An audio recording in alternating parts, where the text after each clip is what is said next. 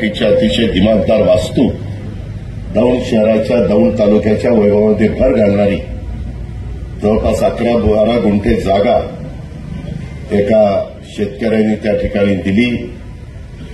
जवळपास मोठी किंमत त्याला त्या ठिकाणी मोजली आणि दिमागदार वास्तू आम्ही उभी केलेली आहे जवळपास 1,95,00,000 रुपयाची आणि त्याच्यात आमच्या सोसायटीचं भागभांडवल आणि इमारतीच्या करता असणारा जे काही खर्च तो आम्ही 1,61,00,000 रुपयाचा खर्च केलेला आहे. 33,57,000 रुपये आम्ही बँकेकडनं 4% व्याजाने कर्ज घेतलेलं आहे आणि अशा पद्धतीने ही वास्तू त्याचं उद्घाटन करायचंय. सुदैवानं या वास्तूच्या दौंड विकास सोसायटीचे चेअरमन पण तुम्हाला माहिती आहे पंच कमिटी 14ची असते, 2 भगिनी त्याच्यात संचालिका असतात, परंतु दोघींना पण वैशाली जगदाळेंना अलकाताई काटेंना चेअरमन व्हाईस चेअरमन त्या ठिकाणी केलेलं आहे आणि बाकीची पुरुष मंडळी सगळी सदस्य म्हणून तिथं काम करतात. उत्तम सोसायटी चाललेली 1193 सभासद आहेत. 1,37,00,000 रुपये भागभांडवल त्या ठिकाणी आहे आणि त्या सगळ्यातनं ही वास्तू उभी राहिली त्याचं आपण उद्घाटन करावं. 30/6/2024 अखेर बँक पातळीवर सतत वसुली देणारी संस्था म्हणून या आपल्या संस्थेचा नावलौकिक आहे. 100% बँक पातळीवर ही वसूल देणारी संस्था आहे. बँकेचं उत्कृष्ट कामकाजाबद्दल प्रथम पारितोषिक यांना मिळालेलं आहे आणि संस्था पातळीवर जवळपास 78%ची वसुली आहे. संस्थेचा गतवर्षी नफा जवळपास थोडा कमी 40 लाख रुपये होता आणि चालू वर्षीचा नफा त्याच्यामध्ये इमारत बांधकाम केलेलं असल्यामुळे 7 लाखावर त्या ठिकाणी आलेला आहे. धान्य विभाग पण चांगल्या पद्धतीनं 3 लाखाचा नफा मिळवून देतो. अशा प्रकारची वास्तू गाळे काढलेली आहेत आणि मी सुरुवातीलाच 1960 साली 14/12/1960 कैलासवासी दत्तात्रय केशवराव जगदाळे आज त्याच्यातले बरेच मान्यवर हयात नाहीयेत. त्या सर्वांचं मी स्मरण करतो की त्यांनी लावलेले हे रोपटं त्याचं अतिशय वटवृक्षामध्ये रूपांतर करण्याचं काम हे आमच्या इथल्या शेतकऱ्यांनी केलं, सभासदांनी केलं, मायमाऊलींनी केलं, शेतकरी वर्गाने सर्वांनी केलं. त्या इथं जे सभासद आज हयात नाहीयेत, जे चेअरमन संस्थापक हयात नाहीत, त्यांना सुरुवातीलाच भावपूर्ण श्रद्धांजली अर्पण करतो.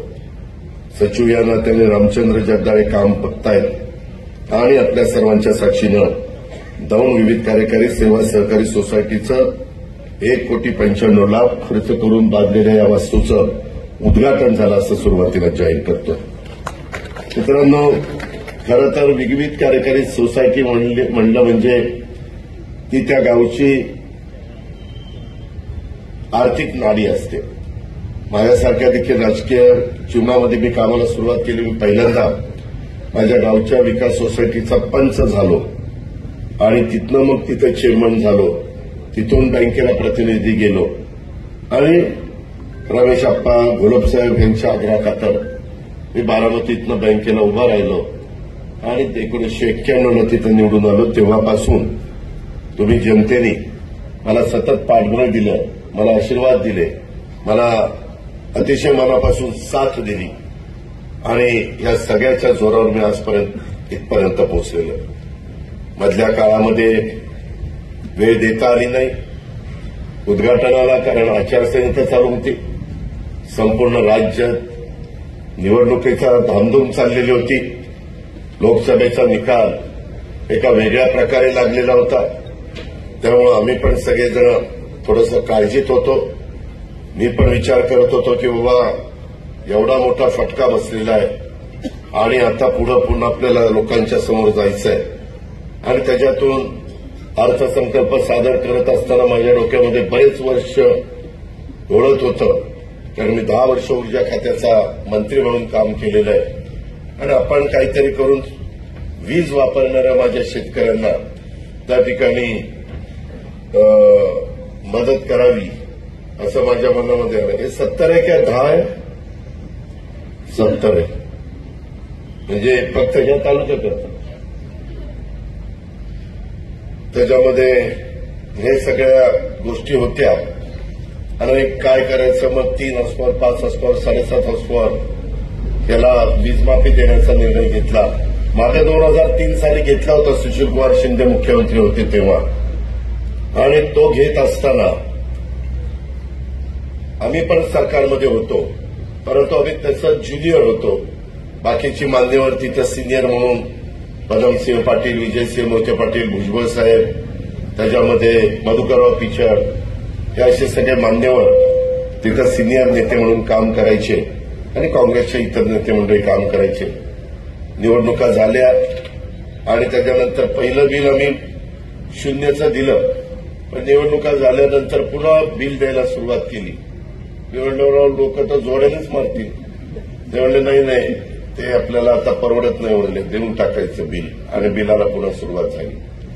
आज मात्र मी कुठल्याही परिस्थितीमध्ये लेक लाडकी म्हणजे लाडकी बहीण योजना ज्याच्यामुळं मी म्हणणारे घरी बसवण्याचं काम झालं, त्या योजनेनी एवढा आम्हाला मायमाऊलींनी साथ दिली, बहिणींनी साथ दिली की राज्याच्या इतिहासात राज्याची निर्मिती झाल्यानंतर एखाद्या युतीला किंवा एखाद्या पक्षाला एकत्र येणाऱ्यांना इतक्या मोठ्या प्रमाणात जागा मिळाल्या नव्हत्या.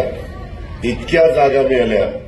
आम्ही 288 पैकी 237 लोक निवडून आलोय. कशाला म्हणतात 237? त्याच्यामुळे मी कधीतरी म्हटलं की आता व्यवस्थित कारभार होईल.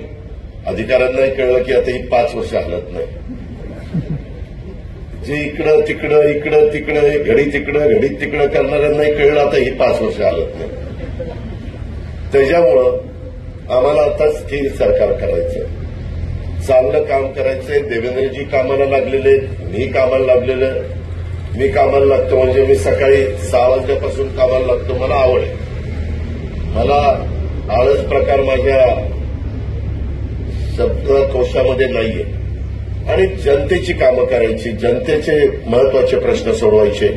आता तुम्ही बसलाय, हा इथला रस्ता देखील 4 लेन आपण मंजूर केलेला आहे आणि तो रस्ता बोरावके नगर दौंड कुरकुम रस्ता म्हणजे दौंड कुरकुम रस्ता बोरावके नगर ते लिंगाळी ते खोरवडी हा दौंडला बायपास रस्ता जो आहे तिथपर्यंत रस्ता 4 लेन होणार आहे. तिथनं तर पुढे 4 लेन आहे. मित्रांनो, तुम्ही पण बघताय अनेक ठिकाणी खूप जण म्हणतात आम्हाला बारामतीसारखं करायचंय. पण मी बऱ्याचदा सांगतो नुसतं भाषण करून चालत नाही, बारामतीसारखं होत नाही. आता हे 4 लेन होत असताना लिंगाळी गावामध्ये काँक्रीटचा रस्ता 4 लेन होऊच शकत नाही. मी बऱ्याचदा अधिकाऱ्यांना सांगितलं बाबा पुढची 50 वर्ष डोळ्यासमोर ठेवा, असं करू नका. ते म्हणलं नाही दादा हे होऊच शकत नाही. मग शेवटी नाईलाजास्तव लिंगाळी गावामध्ये आम्हाला काँक्रीटचा 10 मीटर जागा अभावी 10 मीटर नाहीतर जागा मिळाली असती तर मी तर 15 मीटर केला असता. म्हणजे 7.5 मीटर जायला 7.5 मीटर यायला आणि 7.5 मीटरला 1.5 मीटरची साईड पट्टी, तिकडं 1.5 मीटरची साईड पट्टी म्हणजे 7.5 आणि 7.5 15 1.5 16 17 18 अशा पद्धतीनं हे आपण करणार होतो. मध्ये डिवायडर. बरं तुम्ही बघताय त्या आपल्या खोरवडीपासून तो चौक आहे तिथून कारखाना संपेपर्यंत झाडं कशी लागली. त्याच्या आधी कधी झाडं अशी कुठं बघितली? आता इथं दौंड शहरातले रथी महारथी बसलेले, काही इथं बसलेत, काही दौंडमध्ये बसलेत. मला एक म्हणायचं की अजित पवार लक्ष घालतो त्यावेळेस होऊ शकतं, शहरातले कार्यकर्ते का लक्ष घालत नाही? तुम्हाला राजकारण करायचं ना. मला एका आता सहकारी मित्रांनी पत्र दिलं की दादा तुम्ही दौंड शहराच्या विकासाचे दौंड शहर दत्तक घेण्याबाबत जावेद अब्दुल सत्तार सय्यद रिक्षा चालक सामाजिक कार्यकर्ता यांनी ते पत्र दिलं. याच्यामध्ये मी लक्ष घातलं तर मी अतिक्रमण काढणार, मी लक्ष घातलं तर मी रस्ते रुंद करणार, मी लक्ष घातलं तर गरीब लोकांना घरं नसतील त्यांना इकॉनॉमी विकसित म्हणजे त्याला ईडब्ल्यूएस म्हणतात त्यांच्याकरता घरबांधणीचा कार्यक्रम पंतप्रधानांनी 3 कोटी घरांचा दिलेला देशात. त्या 3 कोटीपैकी 35 लाख घरं आपण आपल्या महाराष्ट्रात आणण्याचा प्रयत्न करतोय आणि त्याच्यातनं चांगली घरं बांधण्याचं आपला सगळ्यांचा उद्देश आहे. पण जेव्हा आता मला काही सहकारी मित्र सांगत होते, इंद्रजित गाडीतनं येत असताना सांगत होता की दादा आम्ही जगदाळे परिवाराने किती एकर जमीन विद्यावर ते विद्याप्रतिष्ठानला 7 एकर जमीन त्यांनी त्या पलीकडचा रोड आहे त्या ठिकाणी मला दिली. मी मध्ये 3 पट पाठवलेली होती. मी आता या टर्मला त्या 7 एकरात अतिशय सुंदर अशा प्रकारची सीबीएसई स्कूल, दौंडच्या मुलामुलींच्या करता सीबीएसई स्कूल, कारण मला कारण सांगायला काहीच ठेवलेलं नाहीये किंवा हे तुम्ही नाही केलं म्हणून मी तुम्हाला आता मदत करू शकत नाही, काही कारणच नाहीये. तिथं स्कूल करणारे सुंदरपैकी ग्राउंड करतो. तिथं एक चांगल्या प्रकारे आता आयटीआयचे कोर्सेस ते एक चांगली इमारत बांधतो. आता सोलर पॅनल आहेत ते सगळीकडे बसायला लागलेले आहेत. इथून पुढे महाराष्ट्रामध्ये शेतकऱ्यांना सोलर पॅनलवरच वीज मिळणार आहे. हळूहळू तुम्हाला दिवसा वीज देण्याचं देवेंद्र फडणवीस, मी एकनाथराव शिंदेंनी ठरवलेलं त्या पद्धतीनं आमची वाटचाल चाललेली आहे आणि त्याच्यातून अनेक प्लांट आम्ही उभे करतोय. ती वीज आम्हाला ₹2.70 ते ₹3 अशी पडतीये. एव्हरेज ती वीज आम्हाला चांगल्या पद्धतीनं मिळतीये. केंद्र सरकारची पण पंतप्रधानांचं, गृहमंत्र्यांचं अनेक कामामध्ये आम्हाला सहकार्य मिळतंय. अशा या सगळ्या गोष्टीचा उपयोग शाहू फुले आंबेडकरांच्या महाराष्ट्रात कसा करता येईल हा आमचा प्रयत्न चाललाय. परंतु मला कधी कधी एका गोष्टीचं वाईट वाटतं. मी ज्यावेळेस दौंडपासून इकडनं असा माझ्या सिद्धटेकपर्यंत 4 लेन मला करायचा होता, परंतु 4 लेनला मला जागा मिळेना. मग 10 मीटरचा रस्ता मी करायचा ठरवला कॉन्क्रीटचा. तो पुढं तसाच कर्जतपर्यंत आता काम चाललेलं आहे. त्यात आपला तिथपर्यंत पोहोचला, तिथून कर्जत पुढं असाच तो आपण करतोय. ते काम जोरात चाललेलं आहे. तो 10 मीटरचाच आता आपल्याला करावा लागतोय. पण इतका फेसोफेस 10 मीटरचा झाला, इकडचा शेतकरी साईडपट्टी टाकायला पण जागा देणार आणि हाही शेतकरी देणार. वास्तविक त्या रस्त्यांमुळं तुमच्या जमिनीची किंमत आता इथंच 4 लेन झाल्यावर ह्या दोन्ही बाजूच्या शेतीची किंमत एवढी वाढणार आहे की तो शेतकरी विचारच करू शकत नाही. एवढी किंमत वाढणार आहे. त्याच्यामुळे जास्त जागा लागते त्यावेळेस आम्ही जमीन घेऊ ना. तुम्हाला आठवत असेल आपला कुरकुम म्हणजे असाच येतो नगरवरून दौंडवरून कुरकुम बारामतीला जाणारा रस्ता हा किती वर्ष चाललाय. मी तर तिथनं खिंडीतनं उतरताना नेहमी त्या अधिकाऱ्यांना फोन करून झापायचं. म्हटलं काय चाललंय बाबा, किती दिवस आपल्याला त्या रस्त्याचा अजून पण थोडासा कुरकुमच्या त्या एमआयडीसीच्या जवळ राहिलेला आहे. रस्ते तुम्ही सगळ्यांनी राजकारणाच्या ठिकाणी राजकारण करा, मला काही त्याचं म्हणायचं नाही. शेवटी जनता ज्याला निवडून द्यायचं त्यालाच निवडून देत असते, कुणी किती प्रयत्न केला तरी.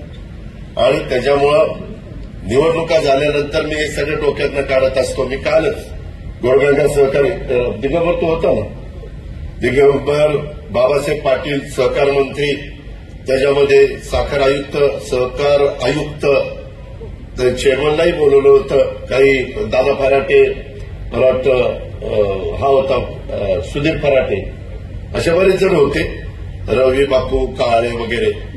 त्याच्यात म्हणलं आता आपण घोडगंगा चालू करू, वेळेसारखं नका करू. अजित पवारने बंद पाडला, फलानी बंद पाडला, धंदे बंद करा.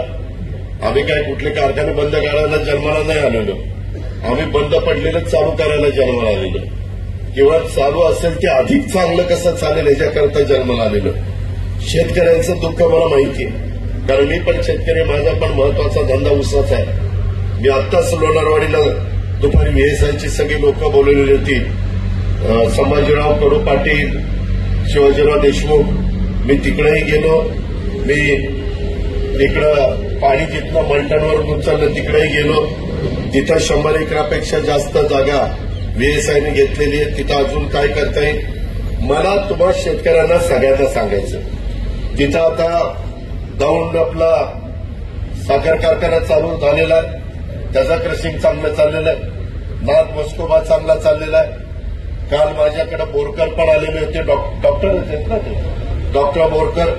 मी त्यांच्याशी बोललो की अनुराज पण चालू करा, परंतु या वर्षी ते शक्य नाही. दौंड पण वीर धवन आणि बाकीचे जगदीश कदम वगैरे चालवत आहेत. तिकडे अंबालिका पण चाललाय. असे अनेक कारखाने चाललेले. लोकांनी चांगल्या पद्धतीनं ऊस लावावा. तुम्ही म्हणाल भाव दिला पाहिजे, बरोबर आहे, भाव मिळाला पाहिजे. त्यामध्ये आता नवीन नवीन व्हरायटी पाडेगावने पण काढलेली आहे आणि आपल्या वसंतदादा शुगर इन्स्टिट्यूटने पण काढलेली आहे. शेतकरी मित्रांनो, दर वर्षी 33% क्षेत्र त्या भागातलं नवीन बेडं लावलं गेलं पाहिजे. तुमचा 3 एकर ऊस असेल तर तुमच्या तिसऱ्या वेळेला बेडं बदललंच गेलं पाहिजे, नवीन बेडं आलंच पाहिजे. आता मी बसलो होतो बीएसआयच्या लोकांना घेऊन, त्यांनी सांगितलं दादा जयप्रकाश दांडेगावकरांचा पूर्ण कारखाना आहे, त्यांनी ते ऐकलं, त्यांची रिकव्हरी 1.5 ते 2% वाढली आणि त्यांचं टनेज पण वाढलेलं आहे. आता 86,032 आणि 265 याच्यामध्ये क्रॉस करून एक नवी व्हरायटी काढली, 15,012. आम्ही लोक आमच्या हातात असणाऱ्या संस्था किंवा सरकारच्या हातात असणाऱ्या संस्थांमध्ये संशोधन करायला अर्थमंत्री म्हणून मी त्यांना निधी कमी पडू देणार नाही. त्यांना सतत ते रिसर्च त्यांनी करावा, उत्तम बेडं लावावं. आणि आता टिश्यू कल्चरचं म्हणजे ते एक डोळा लावून जे रोप येतं ते बेडं लावायला शिका. त्याच्यामध्ये आता मला त्यांनी दाखवलं लोणारवाडीला एवढं बेडं आहे. ते म्हणले दादा नंतर शेतकरी नेत पण नाही दौंडचे, मग आम्हाला दौंड कारखान्याला ऊस घालावा लागतो. असं करू नका ना. तुम्हाला अधिक पैसे मिळायचे असतील. आता मला काही जणांना इंद्रजित दत्ता येताना सांगत होतं, दादा आता तुम्ही बघा इकडच्या भागात आमच्याकडे बंगले चांगले व्हायला लागले. म्हणलं असं काय झालं? ते म्हणले दौंड कारखाना चांगला चालायला लागला आणि आम्हाला भाव चांगला देतो. आता शेतकरी म्हणला आम्हाला 2600 रुपये दिला. अरे जरा दमधर, अरे बरोबर नाही, त्याला 2800 रुपये करायला लावले. काळजी करू नका. 2800 रुपये आत्ता द्यायला सांगितले आणि अजून साखर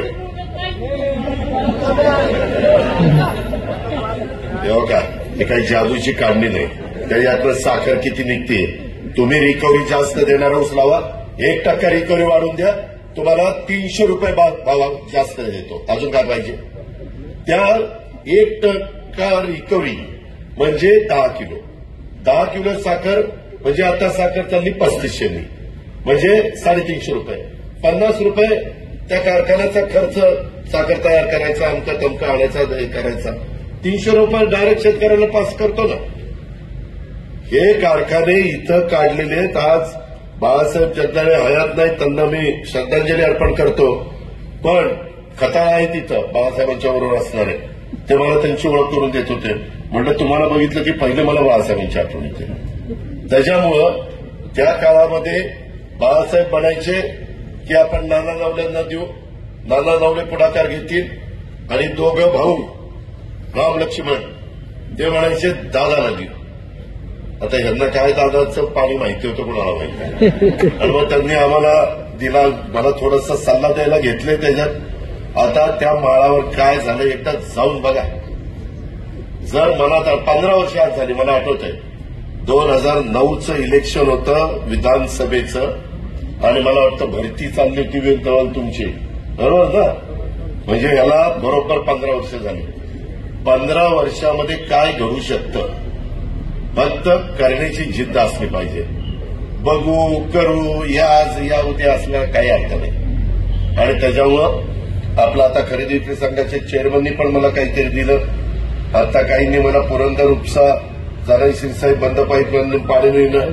मी पहिलं गेल्या जनाई शिरसाई उपसा सिंचन योजनेच्या करता बंद पाईपलाईननं पाणी न्यायला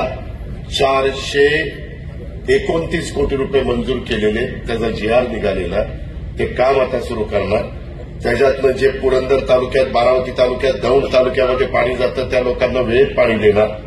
आपल्या कॅनॉलमध्ये पुण्याला प्रचंड पाणी आपल्याला द्यावं लागतं. आम्ही सगळेजण बसतोय. मला दत्ताबाबा भरणे पण मागे लागलाय सारखं, दादा मिटिंग घ्या. आज पुण्यामध्ये 4 मंत्र्यांना संधी मिळालेली आहे. मी, चंद्रकांतदादा पाटील, आपली माधुरी मिसाळ आणि दत्तामामा, अशा पद्धतीनं 4घांचं प्रतिनिधित्व एवढ्या मंत्रिमंडळामध्ये इथं मिळालेलं. तशा पद्धतीनं काम करताना सातारा जिल्हा पण तसा नशिबवान ठरला. तिथं पण मला वाटतं 4 मंत्रीपद आहेत. शंभूराज, मकरंदाबा, जयकुमार गोरे आणि शिवेंद्रबाबा भोसले, या सगळ्या गोष्टी झालेल्या.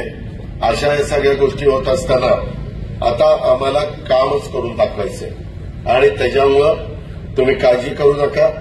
या सगळ्याच्या बाबतीमध्ये या संस्था वगैरे तुम्ही फक्त चांगल्या चालवा. सहकार विभाग आपल्याकडे असल्यामुळं तिथं कुठं अडचण नाही. पण जर माझ्या जवळचा माणूस सहकारी संस्था चालवत असताना चुकला तर मी त्याच्यावर पण कारवाई करणार. मी त्याच्यामध्ये उपमुख्यमंत्री किंवा राष्ट्रवादी काँग्रेस पक्षाचा अध्यक्ष चुकीच्या कामाला पांघरून घालण्याच्या करता झालेलो नाही. मला जनतेने पाठिंबा दिलेला आहे. मी थोडासा लोकसभेला माझा रिझल्ट मला कमी मिळाला, 25% मिळाला.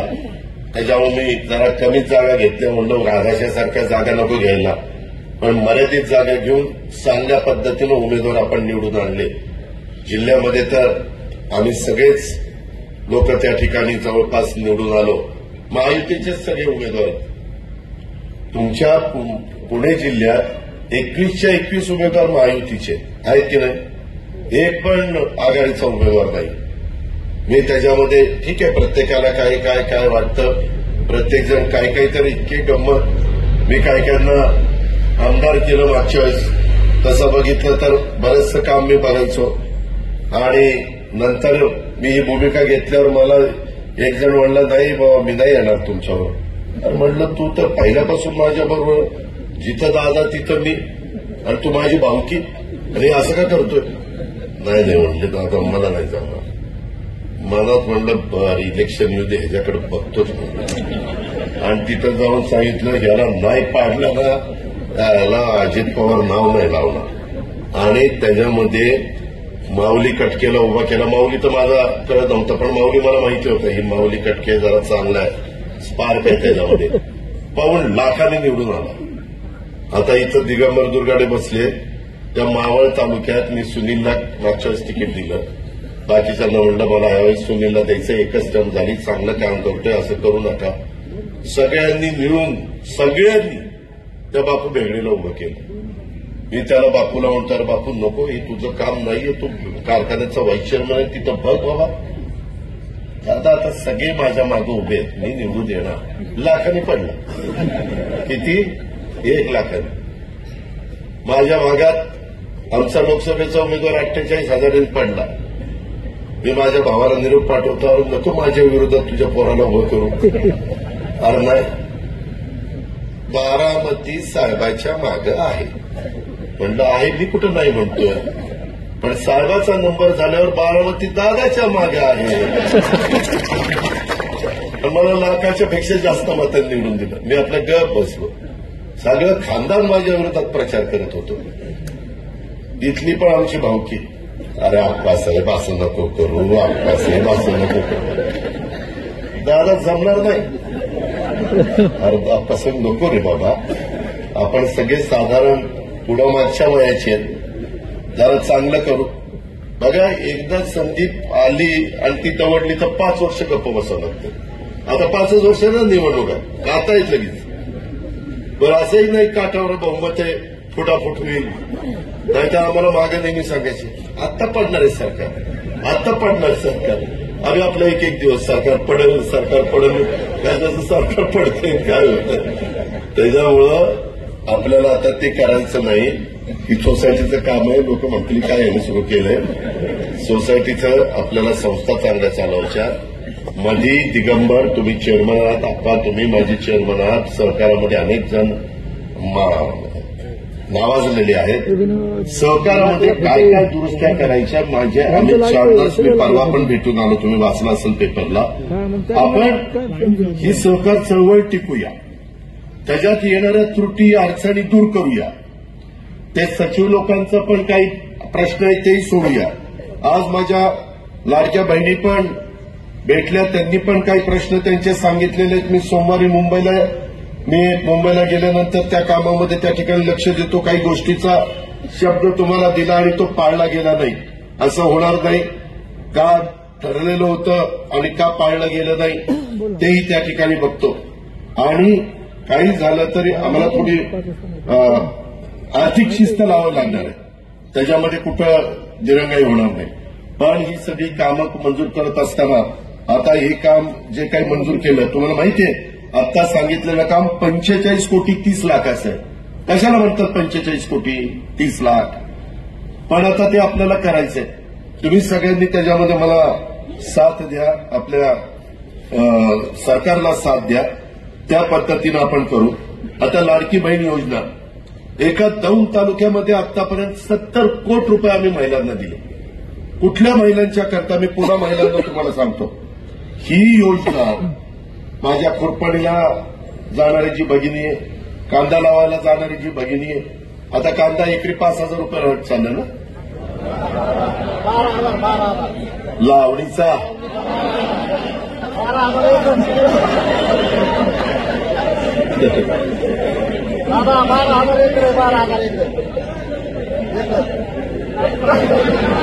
बरं काय शेवटी आपल्याच शेतमजुरांना मिळतं, मिळू दे.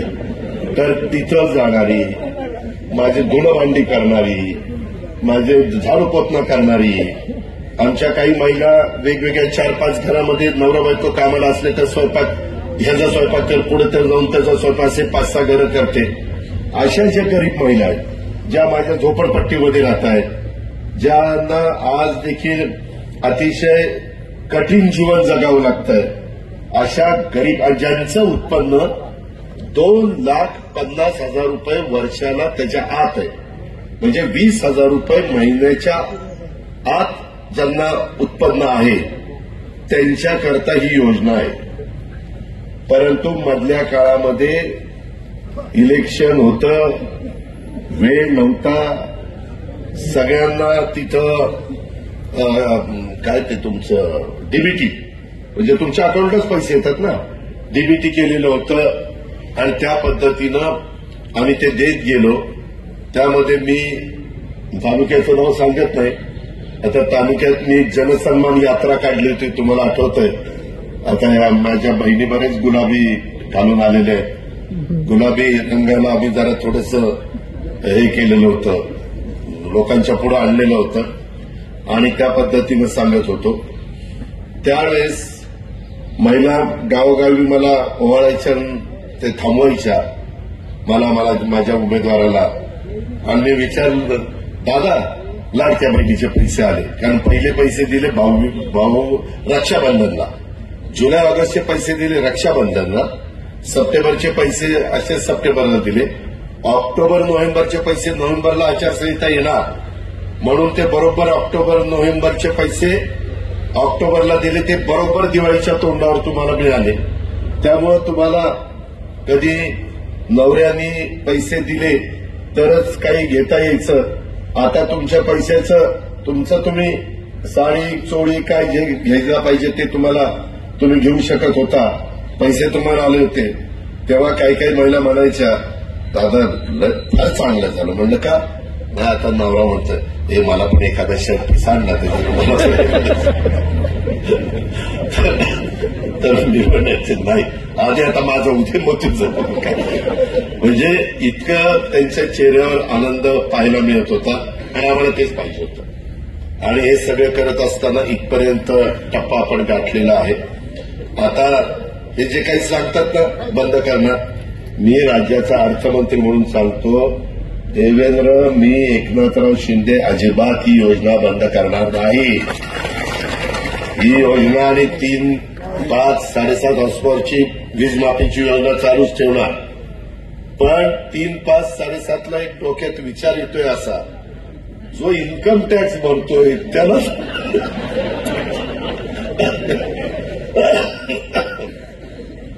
इन्कम टॅक्स भरत असताना पुन्हा फुकट द्यायचं म्हणजे लयच भारी पडतं.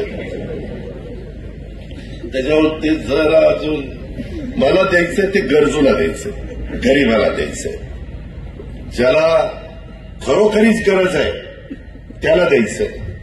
ह्या पद्धतीनं आपल्याला पुढे जायचंय. त्याच्यामुळं हे मध्ये मध्ये म्हणतात ना, काय काय आमचे विरोधक फार आमच्यावर प्रेम होतो चाललंय त्यांचं, हे आता बंद करणार, हे आता असं करणार, का पैसे देत नाही, कधी पैसे देणार आहे, काळजी करू नका. त्यांच्या अकाउंटला पैसे देणारे. पहिल्या तर योजना आणली तेव्हा यांनीच माझी चेष्टा केली. काय दिले तर 1,500 रुपये. 1,500 काय होते, 1,500 काय होते ते कळलं सगळ्याला. चांगल्या योजना आल्यानंतर समाज कसा उभा राहतो हे चांगलं कळलं. कधी देशाच्या राज्याच्या इतिहासात 237 जागा नव्हत्या कधीच. चव्हाण साहेबांच्या काळात नाही, वसंतदादांच्या नाही, पवार साहेबांच्या काळात नाही, मनोहर जोशींच्या काळात नाही, मुंडे साहेबांच्या काळात नाही, कुणाच्याच काळात नाही. शंकरराव चव्हाण खूप जणांची नावं घेता येते. एवढा भरभक्कम पाठिंबा आलेला, त्याला कुठेही आता दृष्ट लागू देऊ नका. आम्ही आपली काळी भावकी आता देवगिरीला बांधतोच आणि या पद्धतीने आपण जाऊ. मला पण कुणाबद्दल ठेवायचं नाही. आपासाहेब काळजी करू नका, कुठं बसलं माझ्या मनात नाही. भावकी भावकी भावकी, शेवटी काय असेल ती भावकी एकमेकाला साथ देत असते. त्याच्यामुळं तिथं काही काळजी नाही. बादशाह तू पण काही काळजी करू. फक्त आपल्याकडनं कुणी चूक होत देऊ नका. रुलिंग पार्टीकडनं पण नको आणि ह्याच्यातनं. आणि विकास कामात कुणी आडकाठी आणू नका. तुम्ही जिल्ह्यामध्ये मला कुणी भेटा, जिल्ह्यातल्या 13 तालुक्यातलं, किंवा अजित पवार इथं अन्याय होतं राव, तुमची सत्ता आहे आणि तुमची लोक इथं आता अधिकारी पण डुडी म्हणून कलेक्टर आणले, फार चांगला कलेक्टर आहे. त्यांना सांगितलेलं आहे माझ्या जिल्ह्यातले प्राथमिक आरोग्य केंद्र नंबर 1चे झाले पाहिजे. ओपीडी माझ्या गरीब महिलांना, माझ्या गरीब पुरुषांना तिथं मस्तपैकी ट्रीटमेंट मिळाली पाहिजे. तुम्ही आज मी सांगतो, कारण तसं बघितलं तर उपमुख्यमंत्री झाल्यानंतर दौंड तालुक्यात माझा पहिल्याचा कार्यक्रम आहे. पण तुम्हाला आज सांगतो, आपल्या जिल्ह्यातल्या ओपीडी, प्राथमिक आरोग्य केंद्र आणि तुमच्या जिल्हा परिषदेच्या शाळा, प्रायमरी स्कूल वगैरे आहेत ना, त्या आता इतक्या चांगल्या करायचा निर्णय घेतला आहे की तुम्हालाही वाटेल की नाही हे खरंच बोलतोय तसं करतंय. अशा पद्धतीनं सीओ म्हणजे मुख्य कार्यकारी अधिकारी गजानन पाटील माझ्याकडे मला 15-1 वर्ष त्याला आणलेलं, त्यालाही सांगितलं भेदभाव करायचा नाही. गावाला दिलेल्या पैशाचं काम चांगलं दर्जेदार झालं पाहिजे, क्वालिटीचं काम झालं पाहिजे आणि खरोखरीच लोकांना समाधान वाटलं पाहिजे. अशा पद्धतीनं त्यालाही जबाबदारी दिलेली. कलेक्टरला सांगितले आता एसपीचंही प्रमोशन होतं, एसपी पण चांगला आणतो, कडक एसपी आणतो. अजिबात दारू धंदे बिंदे तुम्ही सगळे पोलीस उभे आहेत, तुम्हाला बाकी सगळी घरं, सगळे काही इन्फ्रास्ट्रक्चर, गाड्या घोड्या. आता सीपीचं कार्यालयाचं काम सुरू केलंय पुण्याचं, पिंपरी चिंचवडचं सीपी कार्यालयाचं काम सुरू केलंय, पुण्याचं केलंय, एसपी कार्यालयाचं काम सुरू केलंय, अनेक कामं सुरू आहेत. ही सगळी कामं आपण चांगल्या पद्धतीने करणार आहे. पण पोलिसांचा आधारयुक्त दबदबा असला पाहिजे. आया बहिणींच्यावर आणि मुलींच्यावर कुठलाही काही वेडेवाकडे प्रकार होता कामा नये. त्याच्यामध्ये कुणी काही चूक केली त्या नराधावाला अशी काय शिक्षा झाली पाहिजे की परत त्याला 7 जन्म आठवले पाहिजे.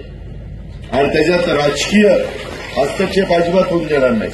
मी चंद्रकांत दादांशी पण बोललोय, मी एकनाथराव शिंदेशी पण बोललोय, देवेंद्रजींशी पण बोललोय. आपण कुणी त्याच्यात राजकीय हस्तक्षेप, आता हे बीडचं प्रकरण आहे ते आम्ही खूप गंभीरतेनं घेतलेलं आहे. याच्यात कुणाचेच लाड आम्ही होऊन देणार नाही. एसआयटी नेमली, त्याच्यामध्ये सीआयडी नेमली, चौकशी चालली आणि न्यायाधीशांच्या मार्फत चौकशी चालली. 3 चौकशा चाललेल्या.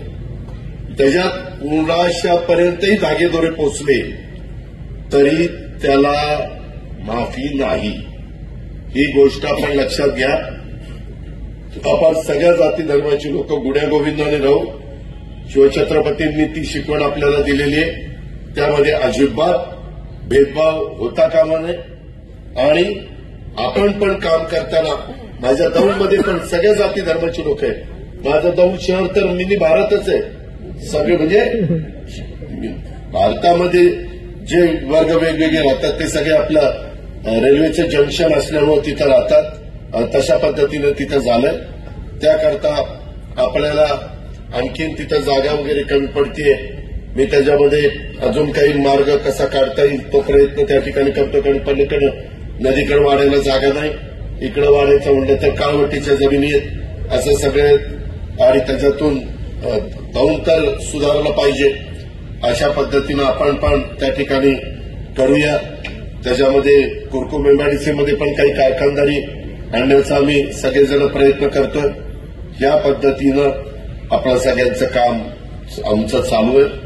आणि सुदैवाने केंद्र सरकार राज्य सरकार एका विचाराचं आहे. उद्याच्या 15 तारखेला देशाचे पंतप्रधान येत आहेत. आमचे 237 महायुतीच्या आमदारांची मिटिंग त्यांनी बोलवलेली आहे मुंबईमध्ये. म्हणजे पहिल्यांदाच असं घडतंय की या पद्धतीनं सगळं चाललेलं आहे. आणि उद्याच्याला स्थानिक स्वराज्य संस्था वगैरे आमचा प्रयत्न आहे. परंतु अजून पण ओबीसीचा प्रश्न तिथं सुटला नाही. आम्ही सुप्रीम कोर्टात भागतोय की मागासवर्गीय, आदिवासी आणि सर्वसाधारण यांच्या पुरुष स्त्रियांची आरक्षणं पडली, परंतु आमच्या ओबीसीचं इतर मागासवर्गीयाचं पडलं नाही. ते आम्हाला दुरुस्त करून द्या. ते आता पुन्हा मी परवा वकिलालाही दिल्लीला जाऊन भेटलो. देवेंद्र आणि एकनाथरावांचं पण लक्ष आहे. आणि ह्या पद्धतीनं सीएम साहेबांना आम्ही सगळेजण मिळून तिथं लवकर निवडणुका लावायचा प्रयत्न करतोय. निवडणुका लावत असताना काही ठिकाणी जसं पूर्वी आम्ही महाविकास आघाडी काँग्रेस वेगळं लढायचं, राष्ट्रवादी वेगळं लढायचं, तशा पद्धतीनं होणार आहे. तिथल्या जिल्ह्यांनी ठरवायचंय युती कुणाशी करायची. म्हणजे आम्ही तिघं जण युतीत आहोत ना, भाजप, राष्ट्रवादी आणि शिवसेना. तर तिथं काय करायचं, तिथं त्यांना वेगवेगळं लढायचं असेल त्यांना त्याची मुभा आहे. त्यांनी वेगवेगळे लढले, समोरच्यांचा फायदा होणार असेल तर त्यांनी तिथं युती करावी. त्यांना प्रत्येकाला आपापल्या भागाचं राजकारण माहिती आहे, त्या खोलात मी जास्त जात नाही. पण ह्या पद्धतीनं आपण पुढे जाणार आहोत. त्याच्यावर कार्यकर्त्यांनो आपापल्या भागात चांगल्या पद्धतीनं तुम्ही काम करा. वेड्या कुठेही तुमच्याकडनं होऊन देऊ नका आणि निर्व्यसनी पद्धतीनं त्या ठिकाणी राहा. हे मला तुम्हाला सगळ्यांना सांगायचंय. हे आज हे जे काही कर्ज दिलेलं यांना 33,57,000 त्याला 4% व्याज आम्ही लावले. पण प्रस्ताव पण दिगंबर दुर्गाड्यांनी नाबार्डला पाठवलाय आणि त्या प्रस्तावाला मान्यता मिळाली तर नाबार्ड दौंड विकास सोसायटीला 3% देणार. म्हणजे 1%च फक्त सोसायटीला 33% व्याज भरावं लागणार आहे. इतर सोसायटीचे जे चेअरमन इथं असतील आणि त्यांना या स्कीमचा फायदा घ्यायचा असेल, खूप चांगल्या चांगल्या योजना आहेत बाबांनो. त्याच्यामध्ये त्या योजनेचा फायदा घ्या. आरोग्याच्या करता चांगल्या योजना आहेत, मोफत उपचाराच्या करता चांगल्या योजना आहेत, मुलाबाळांच्या करता आता त्या मुलीला एकुलती एक आता मुलगी झाली त्या माझ्या भगिनीला, तिला 5,000चा चेक आता आपण दिलेला आहे. 18 वर्षाची होईपर्यंत टप्प्याटप्प्याने तिला 1,00,000 रुपये आम्ही देणार आहे. कारण तिला कुठं शिक्षणाच्या करता अडचण येऊ नये. शिक्षण तर गरिबांच्या करता आणि ठराविक वर्गाच्या करता मोफत केलेलंच आहे. ह्या अशा सगळ्या अनेक गोष्टी आपण करतोय, करणार आहोत. तुम्ही सगळ्यांनी मनापासून त्या बाबतीमध्ये साथ द्या आणि या पद्धतीनं आपला दौंड तालुका, दौंड शहर, आपला पुणे जिल्हा, आपलं राज्य हे आपण पुढे नेण्याचं काम करू.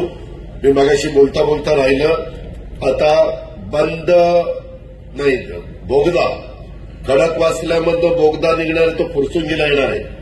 3 टीएमसी पाण्याची बचत होणार आहे. त्याचा फायदा डायरेक्ट इनडायरेक्ट इंदापूर तालुका, दौंड तालुका, बारामती तालुक्याला होणार आहे, हवेली तालुक्याला होणार आहे. त्याच्यामुळे जिथं जिथं जे जे काही करता येईल ते अतिशय व्यवस्थितपणे करण्याच्या करता माझा आणि माझ्या सहकाऱ्यांचा आणि आमचा महायुतीचा प्रयत्न राहणार आहे. त्याबद्दल आपण काळजी करू नका. अजूनही काही ठिकाणी महत्वाच्या पोस्टिंगला चांगले अधिकारी आणणार आहे. आता इथं शेलारच होते ना, ते शेलार तहसीलदार, त्यांनाही काम सांगितलंय. शेलार ही कामं सांगितलेली सार्वजनिक कामं आहेत, ही वेळेमध्ये झाली पाहिजे. ती वेळेत झाली तर आपण व्यवस्थितपणे काम करता असं मला वाटेल. नाहीतर मला वेगळा कुठला निर्णय घ्यावा लागेल. तो निर्णय घेण्याची वेळ अधिकारी वर्गाने पीआय असेल, डीवायएसपी असतील, प्रांत असतील, मामलेदार असतील, बीडीओ असतील, जे कोणी अधिकारी राज्य सरकारचे तिथं काम करत असतात, त्यांनी सगळ्यांनी त्या हेतूने तिथं वागलं पाहिजे. अशा पद्धतीनं माझी विनंती आहे. सागरने मला हे पण दिलेलं आहे, दौंड तालुक्यात कानगाव, हातवळण, कडेठाण, दापोडी, पारगाव या गावांमध्ये नदीजवळच्या गावात बिबट्यांचा जास्त प्रमाणात वावर झालेला हल्ले करतायत. त्याचं म्हणणं टास्क फोर्स तयार करा आणि ड्रोनद्वारे पाहणी करा. मी आज इथलं झाल्यावर माझ्या बारामतीला मी जाणार आहे आणि उद्या बारामतीहून पुण्याला रात्री जाणार आहे. परवा पुण्यात आहे. मोहिते म्हणून अधिकारी राहुल पाटलाच्या जागी आता आणलेले, त्या मोहित्यांना बोलून घेतो. त्यांना सांगतो की तुम्हाला ड्रोन किंवा काय जे इन्फ्रास्ट्रक्चर लागेल त्याकरता पैसे नसतील तर डीपीडीसी मधनं त्यांना पैसे देतो. आणि पिंजरेपण मध्ये माझ्या जुन्नरखेड, आंबेगावमध्ये मोठ्या प्रमाणावर वाढवलेले बिबटे वाढलेले, त्यांचे ऊसाची शेती त्यांना लपायला मोठ्या प्रमाणावर आहेत. परवा तर बार्शीचं शिष्टमंडळ आलं. बार्शीमध्ये तर एक वाघच आला. यवतमाळमधनं चालत बार्शी मध्ये आलाय आणि मला फोटोही त्यांनी दाखवले. मग मी वन विभागाला बोलून घेतलं. ते म्हणले दादा आलेला आहे आणि ही वस्तुस्थिती खरी आहे. तिथं पण आता तो पकडलाय. तो सह्याद्रीच्या जंगलात आपल्या दऱ्याखोऱ्यात सोडायचा आम्ही निर्णय घेतलेला, त्यालाही आपण पकडतोय. परंतु हे व्हायला नाही पाहिजे. हे होण्यामागचं कारण एक गैरसमज करून घेऊ नका. मी खरं बोलतो. आपण जंगलांवर अतिक्रमण केलं, झाडं तोडून, हे करून, लेवल करून, ऊस लावून, कांदा लावून, काय लावून त्यांचं क्षेत्र कमी केलं. त्याच्यावर त्यांना जागा कमी पडती, ते बाहेर येत आहेत. त्यांची जागेत आपण अतिक्रमण केलं नसतं तर ते बाहेर आले नसते. आणि दुसरी एक गोष्ट, हे प्राणी जगातच राहणार नाही. हे जसं तो डायनासॉर जसा पूर्वीचा इतिहास सांगतात की होता, तशा पद्धतीनं तुम्हाला मला जगण्याचा जसा माणूस म्हणून अधिकार आहे, तसं त्यांनाही पशुपक्ष्यांना पण जगण्याचा अधिकार आहे. तेव्हाही वसुंधरा तयार झालेली आहे आणि त्याच्यामुळं आपण या सगळ्या गोष्टी सांभाळण्याचा प्रयत्न त्या ठिकाणी करतो. ही गोष्ट पण आपण सगळ्यांनी लक्षात घ्या. त्याच्यावर सागर हे बिबट्याच्या बद्दल मुसळे, परवा दिवशी सकाळी मी तिथं आहे, त्याला बोलून घे. पुणे जिल्हा शिक्षण मंडळाची वार्षिक सभा मी लावलेली आहे 8:30ला का असेच काहीतरी. तिथं त्यांना बोलव. मी तिथं सांगतो हे आणि बाकीची पण निवेदन दिलीत काहींनी. बरेच जणांची मुंबईतली कामं आहेत. माझ्या माऊलींनी पण वर्क दिलेली आहे. ते पण मी मुंबईला घेऊन, आमची आदिती तटकरेच तुमच्या खात्याच्या मंत्री आहे, तिला पण मी सांगतो आणि तिची काही अडचण असेल ती पण आम्ही ती दूर करू. काळजी करू नका. तुम्ही तुमचं काम चोख करा, आम्ही आमचं काम चोख करू. असं आपण लाडकं करून टाकू आणि आपली पुढं वाटचाल त्या ठिकाणी ठेवू. मला विशेषतः आमच्या इथं असणाऱ्या वैशालीताई विठ्ठल जगदाळे, अलकाताई संभाजी काटे आणि त्यांच्या पंच कमिटीचं कौतुक करायचंय, सभासदांचं कौतुक करायचंय. खरोखरच अतिशय उत्तम अशा प्रकारची इमारत इथं त्या ठिकाणी झालेली आहे. मात्र आता या रोडच्या कामाला सगळ्यांनी सहकार्य करा अशी विनंती मी या रोडच्या दोन्ही बाजूच्या असणाऱ्या शेतकरी वर्गाला या निमित्तानं करतो. आणि इतर पण जे काही महत्वाचे प्रश्न आहेत त्या प्रश्नाला टप्प्याटप्प्याने, काही ताबडतोब सोडवण्याचे असतील ते ताबडतोब सोडू, काही थोडेसे 1-2 वर्षांनी तशा पद्धतीनं करू. मुसळे जे मला तिथं मंदार सिंगशी आणि किरणलाही आता तिथे गेल्यावर बोलून घ्या. ते ह्याचा पण एकदा सर्व्हे करावा लागेल. त्या 7 एकर जागेचा कुठं ग्राउंड ठेवायचा, तो इमारत बांधायची, कशी बांधायची कारण आम्ही बांधणार ते चांगलंच करणार. एक जरी शाळेची इमारत बांधायची, तुम्ही भिगवणच्या माळावर बघितली असेल, Anantrao Pawar English medium school, एकदम देखणी इमारत. नुसती इमारत देखणं नाही करायचं, तिथं मुलांना देखील दर्जेदार शिक्षण द्यायचंय. अशा पद्धतीनं आता जगदाळे बंधूंनी परिवारांनी खूप मोक्याची जागा बिंदा मोबदला आहे ना भाऊ. आपण थोडं म्हणजे पुन्हा ते आल्या काहीतरी सांग मला इंद्रजित म्हणला बिंदा मोबदला आहे. त्याच्यामध्ये आपलं मागे जर विद्यार्थी जसं बोलणं झालं त्या पद्धतीनं ते करा. कारण मी बऱ्याचदा मला खरं तर मी तुम्हाला सांगतो, ज्यावेळेस मी कारखाना सुरू केला ना, म्हणजे मदत करून उभा केला, त्यावेळेस त्या कारखाना आणि ह्याच्यामध्ये जागा घेऊन एक विद्या प्रतिष्ठानचा कॉम्प्लेक्स आम्ही इंदापूरला उभा केला, बारामतीला उभा केला, सुप्याला पण तुम्हाला माहिती आहे, सुप्याला पण काम चाललंय. तसं खूप चांगला एक इथं उभा करायचा होता, पण नंतर ती जमीनच माडाची निघाली. बघा मध्ये आहे बघा, टॉवर वगैरे गेलेले थरोडीच्या कोपऱ्यावर. परत अलीकड पण एक कुणाची तरी दाखवली, असंच ते निघालं. करताना ती फॉरेस्टची नकोय, कागदपत्र क्लिअर पाहिजे म्हणून ते राहिलं. नाही तर आतापर्यंत एक चांगली सोय माझ्या खूप दिवस डोक्यात आहे, परंतु या 5 वर्षात मी करूनच दाखवणार आहे. ते मी करून दाखवेन. आणि बाकीच्याही बाबतीतले जे काही तुमचे महत्वाचे प्रश्न आहेत ते पण सोडवण्याच्या करता तुम्हाला सगळ्यांना, तुमचे लोकप्रतिनिधी असतील, तुमचे सगळे सहकारी असतील, सगळ्यांनाच मी त्या ठिकाणी मदत करेन अशा प्रकारचा विश्वास तुम्हाला सगळ्यांना देतो. आज इथं आल्यानंतर इतक्या लोकांनी वेगवेगळ्या प्रकारे माझा सत्कार केला. माझ्या मायमाऊली, माझ्या लाडक्या बहिणी खूप मोठ्या संख्येने तो उपस्थित राहिला. मला यावेळेस पुरुष मंडळींनो मला जाणवायचं, मी सभांना जायचो ना, मी इतके वर्ष, आता 35 वर्ष झाली मला राजकीय जीवनात. तुम्हीच पहिल्यांदा मला 91 साली खासदार केलेलं होतं, या तालुक्याने लीड दिलेला होता. त्यावेळेस महिला 10च असायच्या, नंतर 33% महिलांना, मला वाटतं 92ला बहुतेक इलेक्शनला पण महिला आरक्षण थोडंसं आणलं, पण महिला यायच्या नाही. त्यावेळेस आमच्या सभेला पुरुषांच्या पेक्षा महिलांची संख्या जास्त असायची. आणि त्याच वेळेस एक मन म्हणायचं, नाही जमणार आहे, यावेळेस जमणार आहे. आपल्याला जरी आपल्या बंधूंनी मुलाला उभं केलं तर आपल्याला बहिणी वाचवणार आहे. आणि त्या पद्धतीनं आम्हाला सगळ्यांना तो अनुभव आला. पण जबाबदारी फार वाढलेली आहे मित्रांनो. अक्षरशः कधी कधी विचार करत असतो आम्ही की आता काय कारणच ठेवलं नाही, आता सगळं व्यवस्थितच राज्याचं भलं हे आपल्याला करावं लागणार आहे. रोजगार निर्माण करावं लागणार आहे, कारखानदारी वाढवावी लागणार आहे आणि त्याच्यातून एक आर्थिक सुबत्ता या सगळ्या भागामध्ये आपल्याला आणावी लागणार आहे. ते करण्याच्या करता आम्ही सगळेजण मनापासून कामाला लागलोय. तुम्ही आजपर्यंत जशी साथ दिलेली तशी पुढेही साथ द्या आणि अशाच उत्तम पद्धतीच्या संस्था चालवा. आणि तुमची शेतीवाडी पण आपला अजून 0%च आहे का रे पीक कर्ज? पीक कर्ज 0%, त्याच्यात आम्हाला 3 लाखापर्यंत आपण किती त्याचा तो प्रोजेक्शन करतो, तर आपण नफ्यातनं अरे मग किती कोटी रुपये आपण घालतो ना,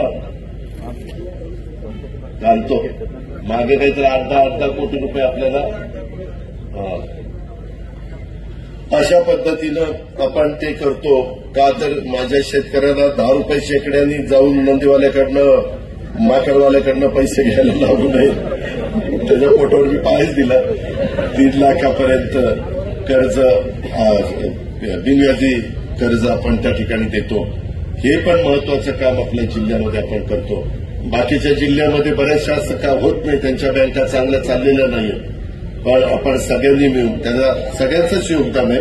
मी कोणाला एकट्या दुकट्याला त्याचं क्रेडिट त्या ठिकाणी देत नाही. पण या पद्धतीनं आपण पुढे चाललोय, ही पण गोष्ट आपण सगळ्यांनी ध्यानात घ्या. अशाच पद्धतीनं तुमच्याही कामावर काही चुकीचं आलं आणि तुम्हाला वाटलं की आपण आजीतला सांगितलं पाहिजे, तर माझी दर आठवड्यातनं एकदा पुण्याला मी थांबणार आहे. दर आठवड्यातनं एकदा बारामतीला पण मी थांबायचा प्रयत्न करणार. बारामती तर तुम्हाला जवळच आहे. आणि तुमचे पण काही असे कार्यक्रम वगैरे असले तर येऊन माझ्या भाषणात मी दिगंबरला म्हणलं की मला जरा बाकीचं सगळं सांगायचं म्हणून मीच बोलतो.